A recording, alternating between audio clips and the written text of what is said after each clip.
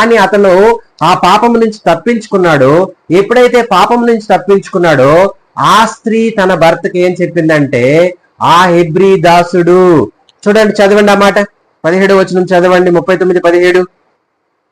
తన ఇంటి మనుషులను పిలిచి చూడుడి, 39:17. అప్పుడు ఆమె తన భర్తతో ఈ మాటల చొప్పున చెప్పాను, నీవు మన యొద్దకు తెచ్చిన హెబ్రీ దాసుడు నన్ను ఎగతాళి చేయుటకు నా యొద్దకు వచ్చును. నేను బిగ్గరగా కేక వేసినప్పుడు వాడు తన వస్త్రము విడిచిపెట్టి బయటికి పారిపోయాను. హల్లెలూయా. ఇక్కడ చూడండి, ఎవరు చేశారు తప్పు?